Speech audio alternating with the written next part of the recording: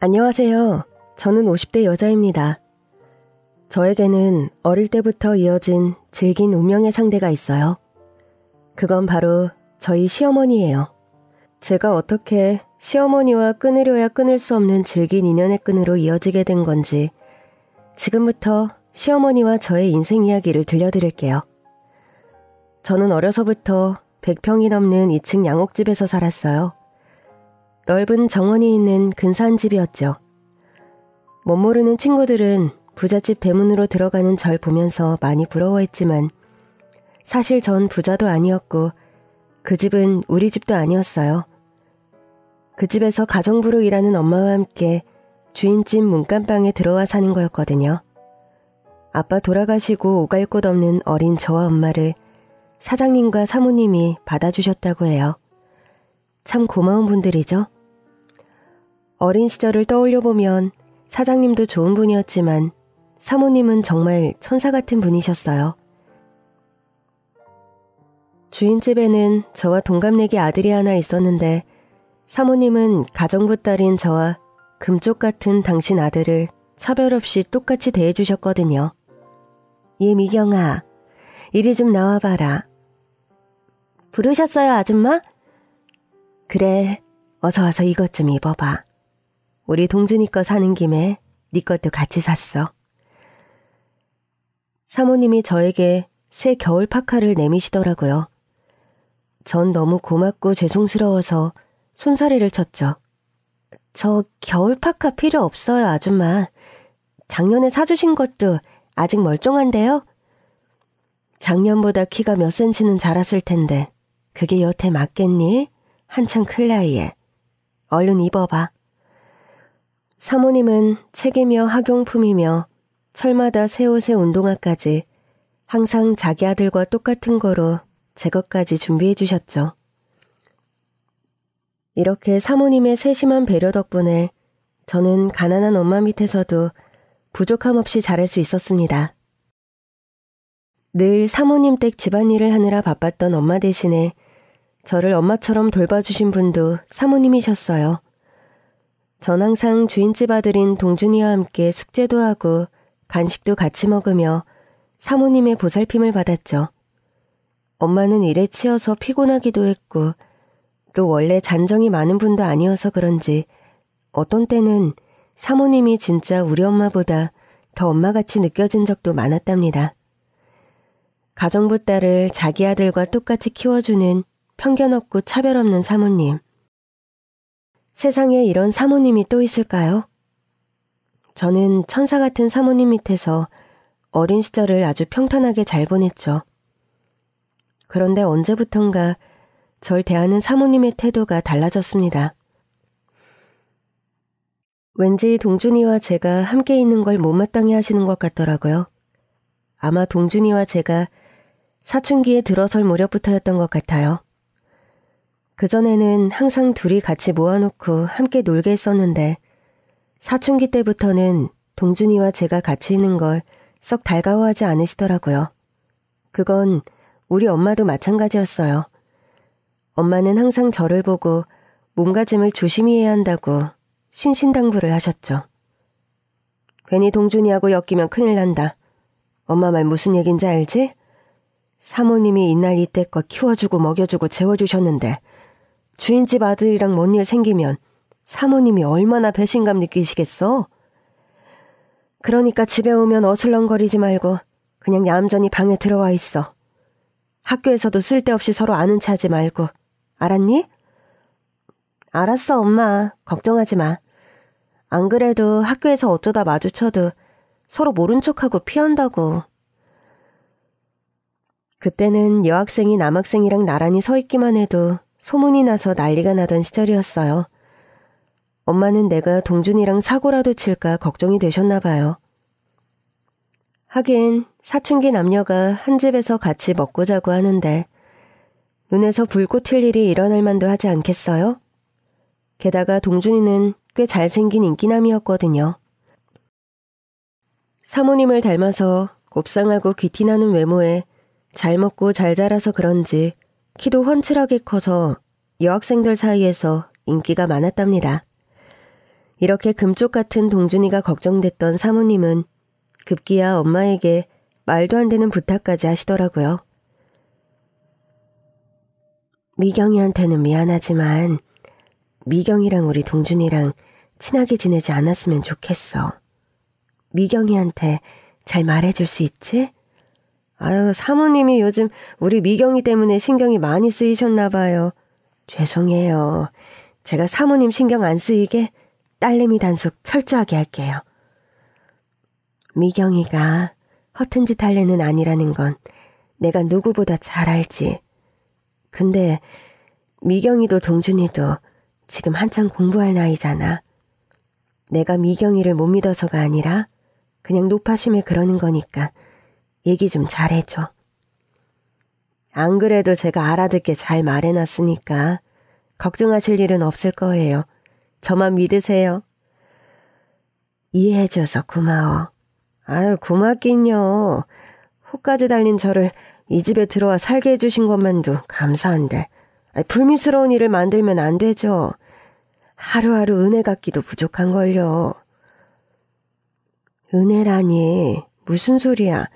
은혜는 내가 갚아야지. 그리고 얘, 너 그 사모님 소리 좀 그만둬. 내가 너한테 사모님 소리 들으려고 너를 우리 집에 부른 줄 아니? 우리 친구 아니야? 사실 엄마와 사장님, 사모님까지 세 분은 모두 같은 고향에서 나고 자란 친구 사이였어요. 게다가 어렸을 때 엄마가 사모님의 목숨을 구해준 일까지 있었다고 하더라고요. 말 그대로 우리 엄마가 사모님의 생명의 은인인 셈이었죠. 그때 네가 물에 빠진 날 구해주지 않았다면 나는 벌써 물귀신 됐을 거 아니야. 너는 내 생명의 은인이라고. 저도 몇 번 들은 적이 있어서 그 사건은 이미 알고 있었어요. 엄마랑 사모님이 8살쯤 됐을 때의 일인데 해가 뉘엿뉘엿 넘어가는 어둑한 저녁쯤에 사모님이 갑자기 뭐에 홀린 사람처럼 강물 속으로 천천히 걸어 들어갔다고 하더라고요. 엄마가 물속에서 허우적대는 사모님을 얼른 건져서 물 밖으로 끌고 나왔다나 봐요. 조금만 늦었어도 정말 큰일 날 뻔하셨다고 해요. 근데 말이야, 그때 왜 갑자기 물속으로 걸어 들어간 거야? 내가 뒤에서 계속 불렀는데 들은 채도 안 하고 순식간에 발도 안 닿는 깊은 곳까지 들어가 버렸잖아. 모르겠어. 그때 내가 어떻게 했는지 기억이 잘 안 나. 그때 내가 부르는 소리 못 들었어?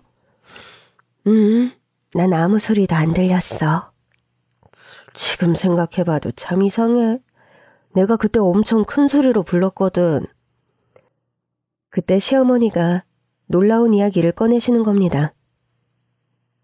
사실 나 그날 봐서는 안 될 걸 봤어. 뭘 봤는데? 여자. 어떤 여자가 강 한가운데서 자꾸 손짓을 하더라고. 꼭 나를 부르는 것처럼. 넌 못 봤니? 그 여자. 에이, 강 한가운데 무슨 여자가 있어. 그때 너랑 나 말고는 거기 아무도 없었는데 네가 헛것을 본 거겠지. 아니면 귀신한테 홀렸던지. 암튼 그날 물에 빠졌다가 살아난 이후로 내가 좀 이상해졌어. 가끔 뭐가 보이기도 하고 꿈에 나오기도 하고. 얘가 또 왜 이래? 사람 무섭게. 엄마와 사모님의 얘기를 몰래 듣고 있던 저는 소름이 쫙 끼쳤습니다. 사실 전 사모님이 보통 사람들과는 좀 다른 뭔가 특별한 능력을 갖고 있다는 걸 어렴풋이 느끼고 있었거든요. 근데 어릴 때 물속에서 웬 여자를 봤다고 하니까 왠지 사모님 말씀에 믿음이 확 가면서도 괜히 무섭더라고요. 어릴 때부터 사모님은 가끔 섬뜩한 얘기하실 때가 있었는데요. 주로 뭔가 남들이 보지 못하는 것을 봤다거나 기이한 꿈을 꾸었다거나 하는 얘기들이었어요. 그리고 사모님 이야기를 무시하거나 어기면 꼭 안 좋은 일이 일어나는 겁니다. 학교 앞 놀이터에 가지 말라고 했는데 갔다가 그네에서 떨어져 다리가 부러진 일도 있었고, 큰 길에서 어떤 사람이 자꾸 손짓한다고 조심하라고 한 다음 날 그곳에서 큰 교통사고를 목격하기도 했습니다. 그런데 사모님이 하신 얘기 중에 제일 놀라운 얘기는 이거였어요. 내가 어젯밤에 또 이상한 꿈을 꿨는데 이번에는 꿈에 미경이 네가 나오더라? 네? 무슨 꿈인데 제가 다 나와요? 네가 내 아들 동준이랑 둘이 손을 꼭 잡고 비행기를 타지 뭐니. 너희들을 태운 비행기가 파란 하늘 높이 높이 날아가 버리더라고. 너희 혹시 나 몰래 사귀니? 결혼까지 할 거야? 동준이와 저는 둘 다 깜짝 놀랐습니다. 사실 대학교 입학할 무렵부터 사귀기 시작해서 거의 3, 4년을 만나왔지만 동준이와 저는 집에서는 절대로 티를 내지 않았고 가족들은 모르게 철저히 비밀에 붙이고 있었거든요. 그런데 사모님이 우리의 비밀 연애를 귀신같이 알아채다니 놀랄 수밖에요. 엄마, 제발 허락해주세요. 저 미경이 사랑해요. 미경이랑 결혼하고 싶어요. 동준이가 사모님 앞에 무릎을 꿇길래 저도 얼른 같이 꿇었습니다. 그리고 비장한 마음으로 사모님께 동준이랑 몰래 사귀는 걸 사죄드리고 허락을 구했죠. 사모님, 제가 가정부 딸이라 동준이랑 어울리지 않는다는 것도 알고 또 제가 너무 주제넘는다는 것도 잘 알아요. 예전에 저한테 동준이랑 친하게 지내지 말라고 하셨는데 그 말씀 어겨서 정말 죄송합니다. 사모님 눈에는 당연히 제가 며느리감으로는 성에 안 차시겠죠. 많이 부족하지만 그래도 절 며느리로 받아주신다면 이 집안을 위해서 뭐든 다 하겠습니다. 그런데 사모님의 반응이 너무 의외인 거예요. 요즘은 어떨지 모르겠지만 그 옛날만 해도 가정부 딸이 주인집 아들과 결혼한다는 건 언감생심, 드라마 속에나 있는 일이었지 현실에선 불가능했었거든요. 가정부 딸을 며느리로 받아줄 사모님이 세상에 어디 있겠어요? 전 자포자기의 심정으로 사모님께 매달렸는데 이게 웬일일까요? 사모님이 무릎 꿇은 저를 얼른 일으켜 세우더니 따뜻하게 안아주시지 뭡니까? 사실 너희들이 이렇게 될 줄 난 다 알고 있었다니까? 미경이 너라면 나야 찬성이지. 반대를 왜 하겠니? 정말요? 사모님 너무 감사합니다. 저 사모님이 결혼 반대하실까봐 얼마나 걱정했는지 몰라요. 사모님이 뭐야. 이제 어머니라고 해야지. 어머니 한번 불러봐. 어머니. 그래, 어머니 소리 너무 듣기 좋다 얘. 고맙습니다. 앞으로 어머님 아버님께 효도하면서 잘 살게요. 전 너무 감동받아서 눈물까지 흘렸어요. 가정부 딸 주제에 사모님 아들이랑 몰래 연애를 한 것도 죄송한데 결혼까지 흔쾌히 허락해 주시다니 너무 감사했죠. 다행히 사장님께서도 전혀 반대 안 하시고 무조건 찬성이라며 양팔 벌려 환영해 주셨고요. 이렇게 인성 좋은 시부모님들 덕분에 제 결혼은 일사천리로 진행되었죠. 모든 일이 너무 순조롭게 진행되니까 왠지 모르게 불안한 마음이 들더라고요. 왜 호사다마라고 하잖아요. 이렇게 평탄하기만 한 행복의 끝에 불행이 따라붙을까봐 자꾸만 불안했죠. 그리고 불행하게도 저의 막연한 불안은 현실이 되고 말았습니다. 말이 씨가 됐던 걸까요? 갑자기 엄마가 폐암말기 선고를 받으셨습니다. 평생 남의 집살이하며 힘들게 사시다가 이제 겨우 살만하게 되었는데 이런 불행이 닥치다니 하늘이 무너지는 기분이었습니다. 엄마는 제가 결혼하게 되면서 사모님 댁 일도 그만두고 이제 여행도 다니고 편하게 살겠다고 잔뜩 들떠 계셨는데 여행은커녕 병원에 바로 입원을 하시고 말았죠.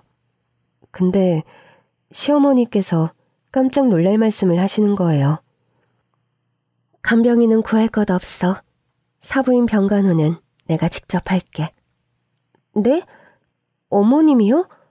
말도 안 돼. 어떻게 그래요. 그냥 간병인 두고 제가 같이 붙어 있으면 돼요. 아니야, 세아가. 내가 사부인께 받은 은혜를 꼭 갖고 싶어서 그래. 사부인은 어렸을 때 날 구해준 생명의 은인이기도 하지만 평생 나 대신에 내 손과 발이 돼서 우리 집 일 열심히 해주신 고마운 분이야. 게다가 이렇게 귀한 딸을 우리 며느리로 보내주셨으니 얼마나 감사하니? 사부인이 이렇게 힘든데 내가 친구로서 가만히 있을 수는 없잖아? 아무 걱정 말고 엄마는 나한테 맡겨라. 어머니, 말씀만 들어도 너무 감사해요. 엄마 때문에 많이 속상하고 힘든 거야 당연하겠지만 네가 기운을 내야 해. 네가 힘내야 사부인도 힘을 내지. 시어머니는 이렇게 힘들어하는 절 위로해 주시고 엄마 병간호에도 온 정성을 다 쏟으셨어요. 한 번이라도 환자 병간호를 해보신 분들이라면 다 아실 거예요. 아픈 사람을 돌보는 일이 얼마나 힘들고 고된 일인지 말이에요. 그런데 손에 물 한 번 안 묻히고 곱게 살아오신 우리 시어머니가 어찌나 지극정성으로 엄마를 돌보시는지 병원 사람들 모두 세상에 저런 사돈이 어딨냐며 놀랄 정도였어요. 딸인 저를 제쳐두고 어머님이 직접 대소변까지 다 받아낼 정도였으니 말 다 했죠. 그러나 시어머니의 지극정성과 저의 간절한 기도에도 엄마의 병세는 나아지지 않았고 엄마는 결국 세상을 떠나시고 말았습니다. 근데 문제는 엄마의 죽음이 불행의 끝이 아니라 시작이었다는 거죠. 그날 이후로 불행은 꼬리에 꼬리를 물고 찾아왔습니다. 건강하시던 시아버지가 심근경색으로 하루아침에 갑자기 돌아가신 것입니다. 시아버지를 대신해서 남편이 회사 경영에 뛰어들었지만 상황은 점점 나빠지기만 했습니다. 시아버지가 30년 넘게 키워오신 전자기기 회사가 남편이 대표 자리에 오른 지 3년 만에 부도 처리가 되고 만 것입니다. 이렇게 큰 불행이 연달아 일어났는데도 저의 불행은 끝을 모르고 계속되었습니다. 믿기 어려우시겠지만 이번에는 남편이 저 세상으로 떠났습니다. 사업 실패로 괴로워하며 술로 세월을 보내다가 어느 날 저녁 잠자리에 든 후 다시 깨어나지 못하고 불귀의 객이 되고 만 것이죠. 저는 남편에게 작별의 말 한마디 못 건네보고 남편과 사별하고 말았죠. 여기까지가 제가 결혼하고 10년 동안 일어난 일들입니다. 그때 제 나이가 겨우 35이었어요. 그 사이 유산의 아픔도 2번이나 겪었죠. 이제 제 주위에는 일가 친척도 친구도 아무도 없었어요. 이 세상 천지에 시어머니와 저 오직 둘만이 남겨진 겁니다. 저와 시어머니가 얼마나 질긴 인연인지 이제 이해하시겠죠? 전 절망 속에서 용기를 냈어요. 목숨이 붙어있는 한은 시어머니와 함께 하루하루를 살아야 했으니까요. 어머니, 언제까지 슬퍼만 하고 앉아있을 순 없어요. 산 사람은 살아야죠. 저 이제 그만 슬퍼하고 정신 바짝 차릴 거예요. 우리 둘이 서로 의지하면서 잘 살아봐요. 네? 난 살고 싶은 생각도 없다. 남편 자식 다 앞세우고 전 재산 다 날렸는데 이제 내가 무슨 희망으로 살겠니? 어머니, 제가 있잖아요. 어머니가 이러시면 그이랑 아버님이 정말 슬퍼하실 거예요. 그러니까 제발 우리 힘내서 열심히 살아봐요. 나중에 하늘에서 먼저 간 가족들 만났을 때 부끄럽지 말아야죠.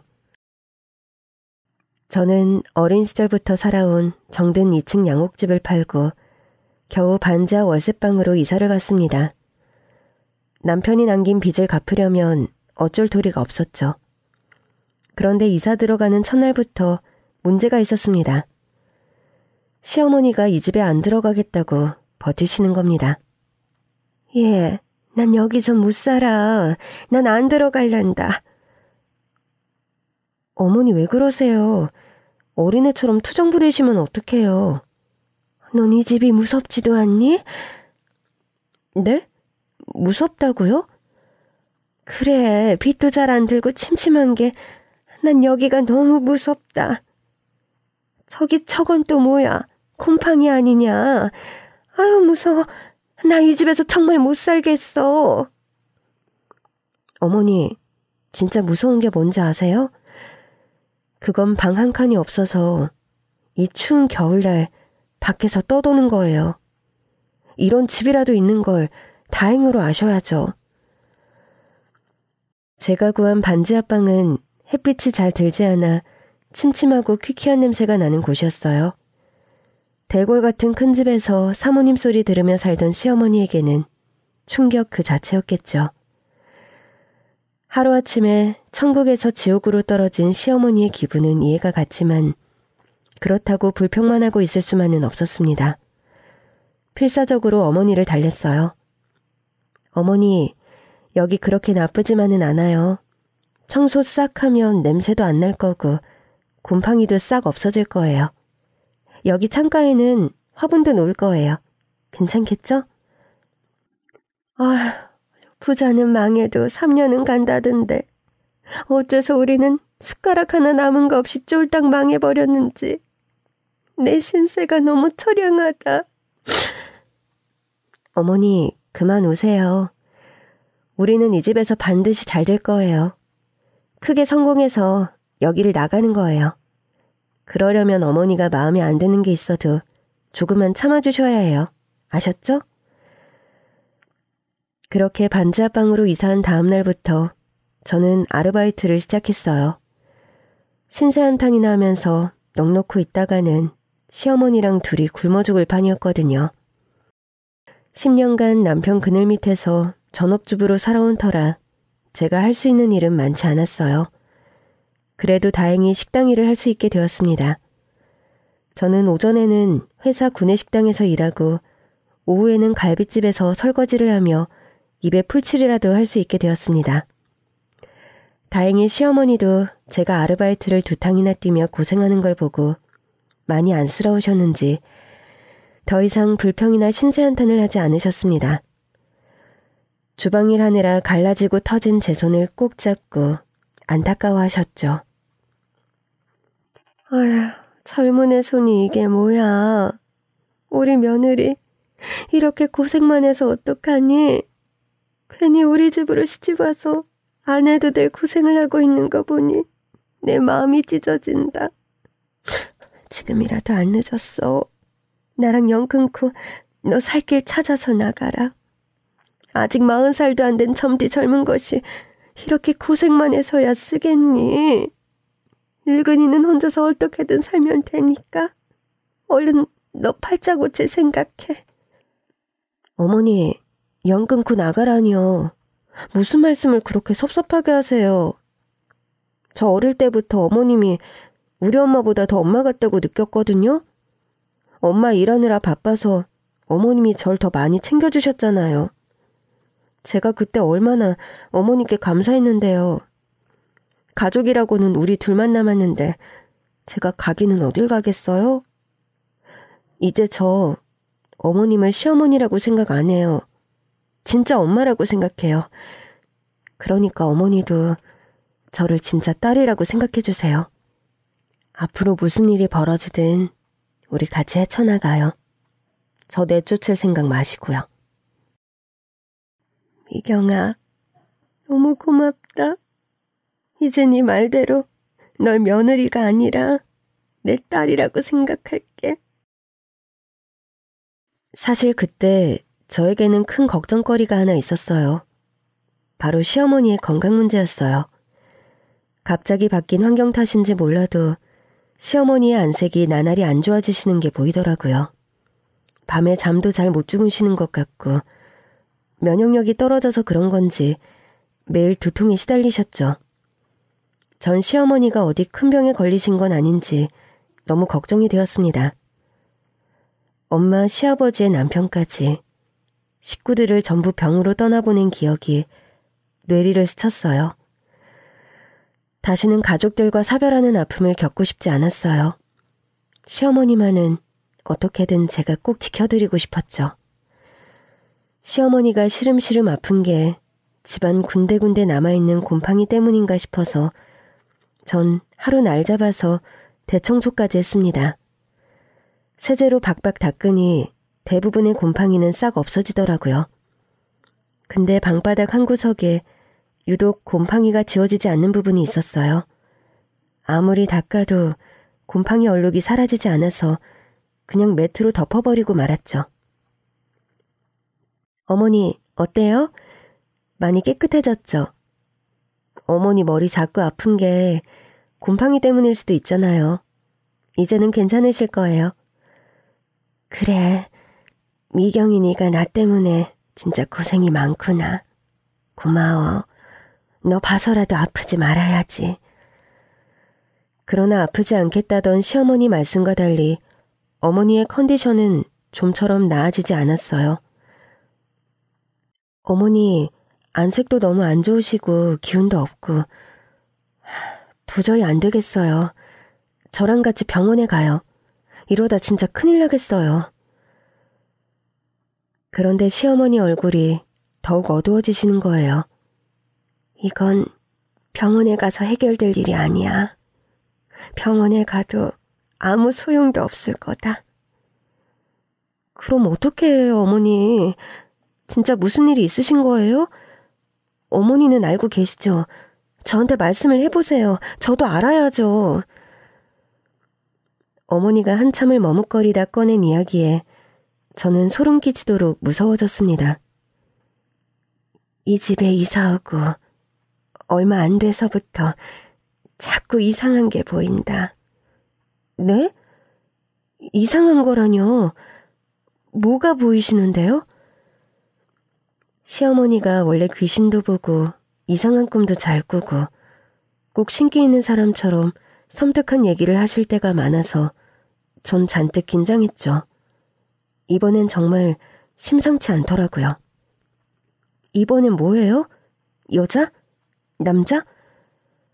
그런데 시어머니가 예상 밖의 대답을 하시는 겁니다. 아이야. 어린아이. 네? 어린아이라고요? 그래. 한 5-6살쯤 됐으려나? 밤에 어린아이가 자꾸 꿈에 나타나. 그래서요. 그 애가 꿈에서 뭘 어떻게 하는데요? 아무것도 안 해. 네?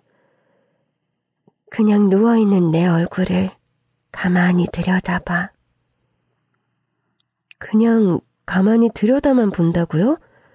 그 애가 누군데요? 아는 얼굴이에요? 아니, 처음 본 애야.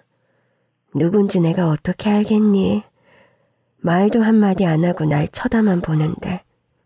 아무튼 그것 때문인지 밤에 깊은 잠도 못 자고 온몸이 두드려 맞은 것처럼 찌뿌둥한 게 물 먹은 솜처럼 몸이 너무 무겁다. 아유, 그러게. 내가 이 집에 처음 들어올 때부터 말했잖니. 여기 너무 무섭다고. 맞아요. 어머니는 이 반지 앞방에 이사 오는 첫날부터 여기가 무섭다고 하셨었어요. 전 그냥 반지하러 어둡고 더러워서 무서워하시나 생각했는데 그게 아니었나 봐요.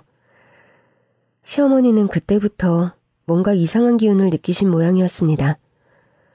제가 겁먹은 얼굴로 하얗게 질려 있으니까 어머니가 오히려 저를 걱정하시더라고요. 그러게, 너 무서울까봐 내가 아무 얘기도 안 하려고 했는데 우리 며느리가 겁을 먹은 모양이네. 너 괜찮니? 전 어머니 걱정 끼쳐드리기 싫어서 괜히 씩씩한 척 했죠. 괜찮아요, 어머니. 저는 그런 거 안 믿어요. 어머니 요즘 기가 약해지셔서 이상한 꿈을 자꾸 꾸나 봐요. 몸이 좀 회복되면 그런 꿈은 안 꾸실 거예요. 우리 몸보신이나 좀 해요. 큰 소리 뻥뻥 쳤지만 저 사실은 너무 무서웠습니다. 시어머니가 꿈 하나는 기가 막히게 딱 맞춘다는 걸 누구보다 잘 알고 있었거든요. 제가 보기에 어머니는 분명히 신기가 있었어요. 제가 당신 아들이랑 결혼할 것도 꿈에서 미리 아셨다니까요. 그러니까 매일 밤 시어머니 꿈에 찾아오는 그 아이도 분명 걔 꿈은 아닐 거예요. 분명히 무슨 의미가 있겠죠? 그렇지만 지금으로서는 그 아이가 누군지, 왜 시어머니 꿈에 나타나는지는 도저히 알 수가 없었어요. 이제 매일 아침 어머니께 꿈 이야기를 묻는 게 우리의 아침 인사가 되어버렸습니다. 어머니, 어젯밤에도 그 아이 꿈 꾸셨어요? 하루도 안 빠지고 나온다니까. 근데 왜 어머니 꿈에 나올까요? 혹시 어머니랑 관련이 있는 아이 아닐까요? 그럼 네 말은 그 애가 나하고 무슨 원한이 있어서 날 찾아왔다는 거니? 네, 아무리 생각해도 그런 것 같아요. 어머니한테 볼 일이 있으니까 어머니를 찾아온 거겠죠? 그리고 그런 귀신들이 사람한테 볼 일이 뭐가 있겠어요. 그냥 한풀이 하는 거겠죠. 그래서 말인데요. 혹시 어머님 숨겨둔 아들 같은 거 없으세요? 얘가 무슨 말이야. 내가 숨겨놓은 아들이 어디 있어? 그럼 혹시 어머님 숨겨놓은 손자... 뭐? 숨겨놓은 손자? 예, 그럼 넌 동준이가 어디 밖에서 자식이라도 봤다는 얘기니? 우리 동준이가 어디 그런 짓 할 애야? 너는 네 남편을 그렇게 몰라? 저도 답답하니까 그렇죠. 그리고 사람 이름 모르는 거잖아요. 어머니, 잘 좀 생각해보세요. 꿈속의 그 아이 혹시 어머님 아들 닮은 거 아닌지. 아유, 아니야 얘. 너 자꾸 그런 소리 하면 동준이가 억울해서 관뚜껑 열고 벌떡 일어나겠다. 남편이 다른 여자랑 자식을 봤다니 제가 생각해도 터무니없는 얘기긴 했어요. 어릴 때부터 저밖에 모르던 착한 남편에게 미안한 마음이 들더라고요. 근데 꿈속의 그 아이는 그럼 대체 누구란 말인가요? 어머니, 그럼 한 가지만 더 여쭤볼게요. 왜? 또 무슨 엉뚱한 소리를 하려고? 어머니, 혹시 어머니 쪽 조상 중에 무당 있으세요? 신내림 받은 분이나. 그건 또 왜 물어? 제가 예전부터 좀 궁금했거든요. 어머니는 꿈도 잘 맞추시고 또 이상한 귀신 같은 것도 잘 보시니까 혹시 신기가 있는 게 아닌가 해서요. 혹시 그 아이 어머니한테 붙으려고 하는 아기 동자 귀신 같은 거 아닐까요? 글쎄, 우리 할머니의 외할머니가 무당이었다는 말을 들은 적은 있는데. 네? 진짜요? 저는 그 길로 시어머니와 함께 용하다는 무당집을 찾아갔습니다. 보살님, 저희 어머니가 신기가 있으신 것 같은데 한 번만 봐주세요. 어떻게 저희 시어머니가 보살님 같은 무당팔자인가요? 제 질문이 끝나기 무섭게 무당이 시어머니를 노려보더니 버럭대는 겁니다. 무당은 아무나 하는 줄 알아? 그런 거 아니니까 정신 차려. 아니 근데 평소에 꿈도 잘 맞추시고 또 귀신도 막 보인다고 하시고 저희 시어머니 확실히 보통 사람들이랑은 좀 다르거든요. 어디 보자. 무당은 뭔가 중얼거리면서 시어머니를 이리저리 뜯어보더니 이내 고개를 절레절레 젓는 겁니다. 이 사람 문제가 뭔지 알아냈어. 그게 뭔가요, 보살님? 이 사람은 영혼이 너무 맑아. 네? 영혼이 맑다고요? 그래, 영혼이 맑으니까 귀신이 보이고 꿈에 뭐가 나오고 홀령들이 이 사람을 통해서 자꾸 신호를 보내려고 하는 거야. 시어머니가 걱정스러운 목소리로 물었습니다. 그래서 제가 무당이 돼야 할 팔자인가요? 아니야. 본격적으로 이쪽 일 할 사람은 절대 아니야. 근데 왜 제 꿈에 자꾸 똑같은 애가 나오는 거죠? 저한테 붙으려는 애기 동자신 같은 거 아닐까요? 꿈 얘기에 무당이 멈칫하더라고요. 뭐? 애기? 꿈에 어린애가 나온다는 거야? 네, 매일 밤마다 자려고 누우면 딱 보여요. 꿈인지 생신지 모르게 저한테 와서 절 가만히 들여다본다고요. 어젯밤은 좀 달랐어요. 어젯밤엔 그 아이가 엉엉 울고 있더라고요. 전 너무 무서워졌습니다. 꿈속에 그 아이가 울기 시작했다니 진짜로 무슨 안 좋은 일이 일어나는 거 아닌가 불안했어요. 무당도 심각한 표정으로 눈을 감더니 시어머니 주변으로 방울을 흔들어댔습니다. 그리고 천천히 눈을 뜨고 놀라운 이야기를 시작했어요. 지금 현재 너희 시어머니한테 들러붙은 귀신은 없어. 그게 무슨 소리냐? 꿈에 나오는 애기가 사람한테 붙어서 따라다니는 귀신은 아니란 얘기지. 그렇다면 그 집에 애귀신이 붙었다는 건데 지금 어디 살아? 네? 저희 땡땡동 반지하에 살아요. 무당은 그 길로 저희와 함께 저희가 살고 있는 반지하방까지 따라왔습니다. 그 아이의 정체가 뭔지 자기 눈으로 직접 확인해보고 부적을 쓰든 구슬하든 해보겠다고 하더군요. 그런데 무당이 집에 와서 어둡고 좁은 반지하방을 한번 쭉 훑어보더니 충격적인 말을 꺼내는 겁니다. 내 예상이 맞았네. 그 아이 지금 이 집에 있어. 네? 뭐라고요? 무당은 대답 대신 방 한 구석을 가리켰습니다. 그곳은 곰팡이 얼룩이 지워지지 않아서 매트로 덮어둔 바로 그곳이었죠. 저기에 아이의 원혼이 있어. 자기가 여기 있다는 걸 알려주고 싶었던 모양이네. 그래서 이 집 시어머니 꿈에 자꾸 나타난 거야. 말도 안 돼. 어떻게 그런 일이... 무당의 말에 시어머니와 전 깜짝 놀랐습니다. 무당이 가리킨 그 자리는 시어머니가 주무시는 자리이기도 했거든요. 제 머릿속에 섬뜩한 생각이 퍼뜩 스쳤습니다. 저는 미친 사람처럼 밖으로 뛰쳐나갔다가 인근 공사장에서 삽 하나를 손에 잡히는 대로 들고 돌아왔습니다. 어머, 얘 그걸로 뭘 하려고... 어머니, 위험해요. 한쪽으로 피해 계세요. 저는 곰팡이를 가리려고 깔아둔 매트를 걷어내고 그 밑에 깔린 장판까지 싹 다 걷어냈습니다. 그러자 진흙을 바른 돌바닥이 나오더군요. 낡고 오래된 옛날 집이라 그런지 시멘트도 아니고 진흙으로 대충 덮어놓았더라고요. 저는 삽으로 있는 힘껏 바닥을 파기 시작했습니다. 시어머니가 누워 주무시던 바로 그 자리였죠. 그런데 몇 번 삽질을 하다 보니까 뭔가 보이기 시작하는 겁니다. 흙바닥 안에서 푸른 옷자락 같은 것이 보였어요. 시어머니가 놀라서 뒤로 벌렁 낮아빠지셨습니다. 아이고, 저게 뭐냐? 그것은 어린아이의 바지자락이었습니다.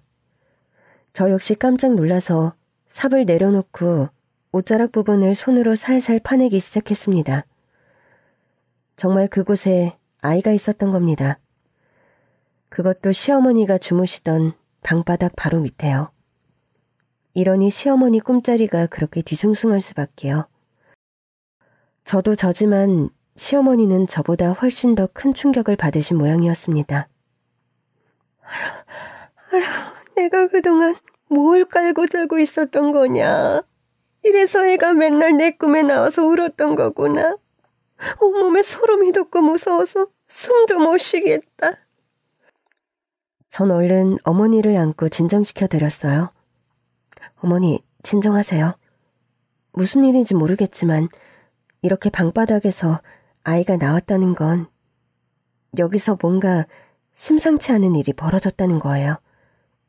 혼자서 외로웠을 아이를 가엾게 여겨주셔야죠. 그때 저희들을 지켜보던 무당이 뭔가에 쫓기듯 황급히 돌아갈 채비를 하더라고요. 보살님, 어디 가세요? 출장비 받으셔야죠. 사람 목숨이랑 관계된 일이야.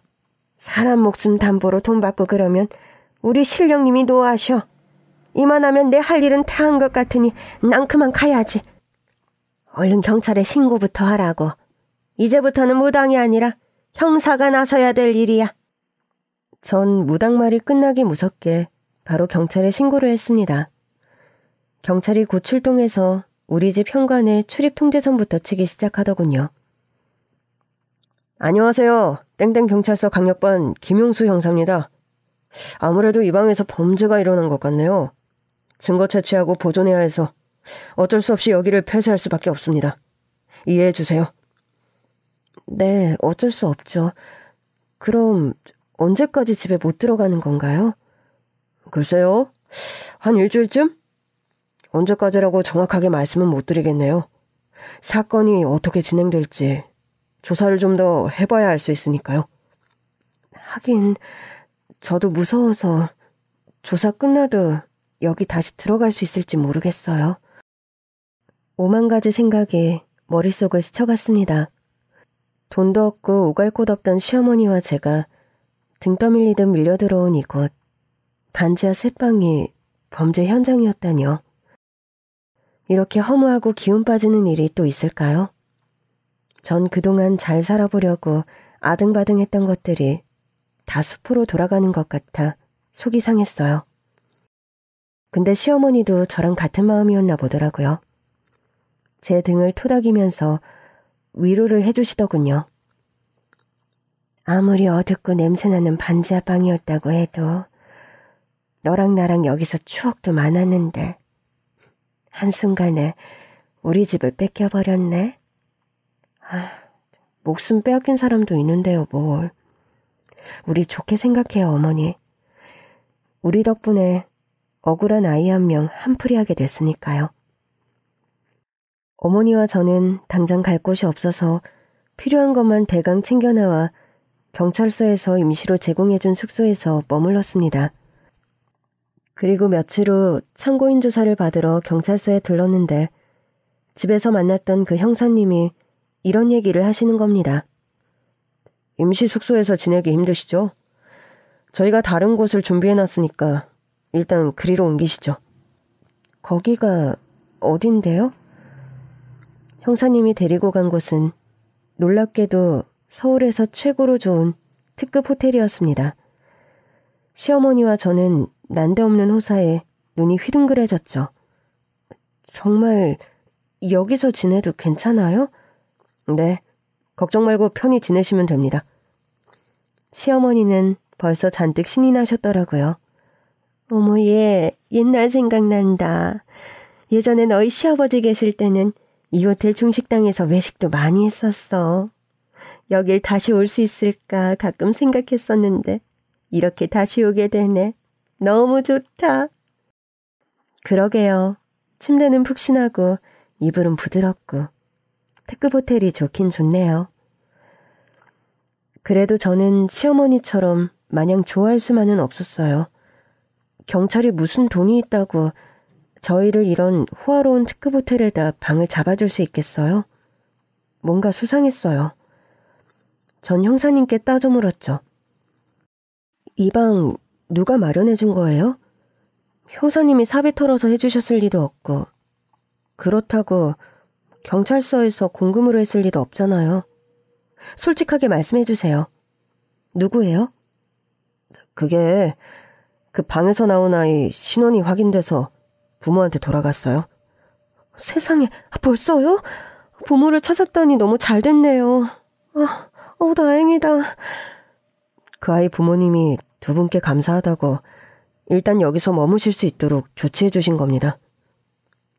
저는 아이가 부모에게 돌아갔다는 기쁜 소식을 시어머니께 알렸어요.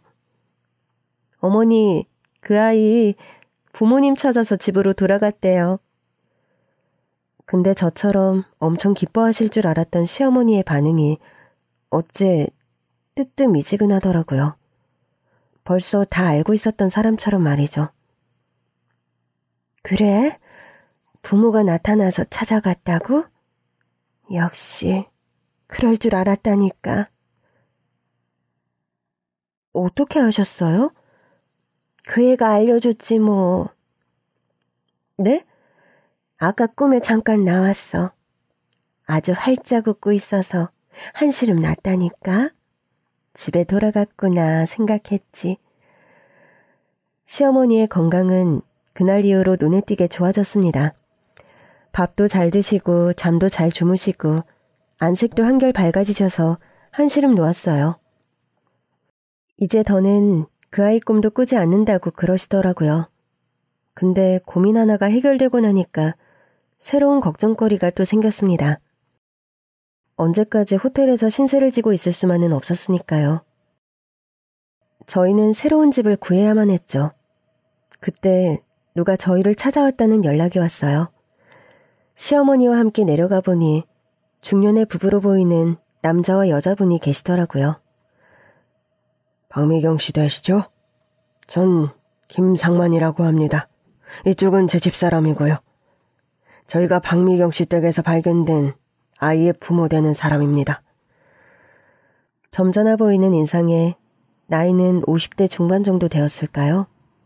두 분 다 고급스러운 옷을 걸치고 있었고 고생이라고는 모르고 살아온 것처럼 손도 곱고 피부도 고와 보였지만 표정에는 슬픔이 가득하더라고요. 그렇게 찾아 헤매던 아이를 찾았다고 하니 너무 기쁘면서도 막상 아이 모습을 보니까 가슴이 미어지더군요. 상심이 크시겠어요. 뭐라고 위로의 말씀을 드려야 할지 모르겠네요. 아닙니다. 오늘은 저희가 두 분께 감사하다고 인사드리러 온 겁니다. 두 분 덕분에 우리 아이를 찾을 수 있었어요. 그러자 아내분이 시어머니 손을 붙잡고 눈물을 흘리시더라고요. 우리 아이 찾아주셔서 정말 감사합니다. 전국을 돌면서 찾아 헤맨 세월만 20년입니다. 20년 동안 단 하루도 마음 편히 살아본 적이 없었는데 우리 아이를 찾아서 양지 바른 곳에 뉘어놓고 나니까 이제야 발 뻗고 잘 수 있을 것 같아요. 감사합니다. 저희야 뭐 당연히 해야 할 일을 했을 뿐인걸요. 아휴, 20년을 그러고 사셨으니 얼마나 힘들었을꼬. 저도 자식 앞세운 사람이라 그 심정 조금은 이해가 갑니다. 그 아이의 이름은 강민호. 나이는 6살이었다고 해요. 민호는 안타깝게 범죄에 휘말려서 실종되었다가 저희 시어머니 꿈에 나와서 20년 만에 부모의 품으로 돌아가게 되었던 것입니다. 우리 민호를 꿈에서 만나셨다고요? 꿈속에서 무슨 말은 안 하던가요? 엄마 찾고 그러진 않던가요? 제발 꿈 얘기 좀 해주세요. 처음에는 아무 말 없이 쳐다보기만 했는데 나중에는 한번 울더라고요. 아마 제가 아이 상황을 너무 몰라줘서 그랬던 게 아닌가 싶습니다. 어떡해. 우리 민호가 울었구나. 미안해. 엄마가 빨리 찾아주지 못해서 미안해. 민호 어머니가 울기 시작했습니다. 지켜주지 못한 아이에 대한 안타까움이 얼마나 컸을까요? 마음이 아파왔습니다. 얼마나 힘드셨어요. 저는 아이는 없지만 유산을 했던 경험이 있어서 민호 어머니 심정을 조금은 알 수 있을 것 같아요. 물론 20년 동안 아이 생사도 모르고 찾아 헤맨 것에 비할 바는 아니지만요. 그래도 이제 민호 찾았으니 그만 슬퍼하세요. 엄마가 이렇게 계속 울면 아이 마음도 편치는 않을 거예요. 민호가 왜 제 꿈에는 나오지 않고 아무 상관없는 분 꿈에 나왔을까요? 엄마인 저를 찾아왔다면 좋았을 텐데. 너무 서운해 마세요. 잘은 모르겠지만 아마 민호가 엄마한테 가는 길을 몰라서 그래서 그냥 그 자리에 그냥 가만히 있었던 거 아닐까요? 자기를 알아차려줄 저희 시어머니 같은 분을 기다리면서 말이에요.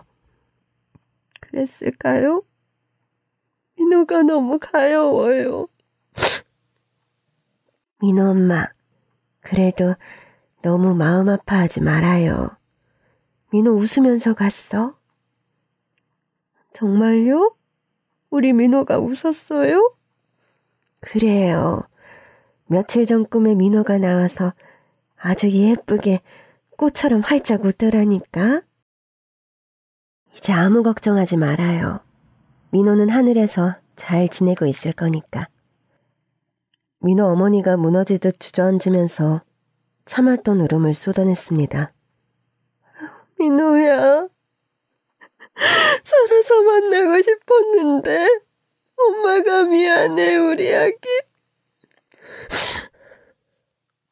한참을 울고 나서 민호 어머니가 진정이 되고 나자 민호 아버지가 갑자기 뜻밖의 말씀을 꺼내시더라고요. 지금 집으로는 다시 돌아가는 건 불가능하지 않나요? 네? 아무래도 그것은 범죄 현장이고 증거 찾는다고 집 전체를 이잡듯이 뒤져놔서 사람 살기는 어려울 겁니다. 이사를 하셔야 할 거예요. 맞아요. 그리고 저희 입장에서는 민호가 자식이니까 무섭거나 꺼림직하다거나 그런 느낌은 전혀 없지만 두 분은 생판남인데 두려운 마음이 드는 게 당연할 거예요. 네, 맞아요. 이사를 하긴 해야겠죠. 근데 민호 아버지가 뜻밖의 제안을 하셨습니다. 저희가 두 분 이사를 좀 도와드리면 어떻겠습니까? 네? 이사를 돕다니 어떻게요? 그동안 열악한 반지하에서 살아오셨으니까 좀 더 나은 환경에서 살 수 있도록 도와드리고 싶습니다. 맞아요. 저희가 땡땡동에 사놓은 아파트가 한 채 있거든요. 두 분께 보답하는 의미로 꼭 드리고 싶어요. 저희는 이제 민호를 찾았으니 원도 한도 없고 필요한 것도 아무것도 없거든요. 맞습니다. 우리 민호 찾아주신 은혜를 꼭 갚고 싶습니다. 말씀은 감사하지만 저희가 한 게 뭐 있다고 아파트를 덥석 받을 수 있겠어요? 저희 그렇게 염치 없는 사람들 아니에요. 지금까지 고급 호텔에서 머물게 해주신 것도 감사한데 아파트를 받으라고요? 그건 안 되죠. 저는 손사래를 치며 거절했어요. 그런데 민호 어머니가 너무 간곡하게 부탁을 하시더군요. 민호 어머니 얘기를 듣는데 제 가슴이 다 먹먹해지더라고요. 혹시 그거 아세요? 실종된 자식은 가슴에 묻을 수도 없다는 거요. 이 세상 떠난 자식은 가슴에 묻고 잊을 수 있지만 실종된 아이는 그럴 수가 없는 거예요. 추우면 어디서 떨고 있지는 않은지, 비가 오면 비를 맞고 있는 건 아닌지, 정말 아이 걱정이 하루하루가 지옥이었어요. 이제 두 분 덕분에 우리 민호 제 가슴 속에 묻었습니다. 아무 걱정도 바라는 것도 없이 마음이 아주 편해졌어요. 그러니까 제발 사양 마시고 저희 성의를 꼭 받아주세요. 오랜 고민 끝에 시어머니께서 결단을 내리셨습니다. 이렇게까지 말씀하시는데 더 이상 거절하는 것도 예의가 아닌 것 같다. 그 제안 받아들이자. 네? 어머니, 어떻게 그래요? 아니야, 괜찮아. 이렇게 해야 이분들 마음도 편하실 거야. 제 말 맞죠? 그럼요, 어르신. 그럼 주신다는 그 아파트 감사히 잘 받겠습니다. 민호가 주는 선물이라고 생각하죠, 뭐. 이렇게 해서 저와 시어머니는 반지하방을 탈출해서 30평대 아파트에 입주하게 되었습니다. 근데 좋은 일은 여기서 끝이 아니었어요. 식당에서 아르바이트 하면서 시어머니 모시고 산다는 얘기 들었어요. 그러지 말고 우리 회사에서 일해보면 어때요? 제가 경력이 없는데 할 수 있는 일이 있을까요? 단순 사무 업무니까 배우면 금방 잘할 수 있을 겁니다. 너무 감사합니다. 열심히 해보겠습니다. 이렇게 해서 저는 민호 아버지가 운영하는 회사에 취직까지 하게 되었습니다. 규모가 그리 크지 않은 중소기업이지만 탄탄하고 건실한 회사였어요. 제 인생이 절망으로 가득 찼던 그 시절, 더 갈 곳이 없어 쫓기듯 들어갔던 반지하 월세방에서 저와 시어머니는 정말 대박을 터뜨린 것입니다. 정말 한치 앞도 알 수 없는 우리 인생길에서 미리 좌절하고 미리 절망하는 건 절대 금지입니다. 내 앞에 어떤 행운이 기다리고 있는지는 아무도 모르는 일이니까요. 앞으로도 시어머니와 둘이서 씩씩하게 잘 살아나갈 겁니다. 지금까지 제 이야기 들어주셔서 감사합니다.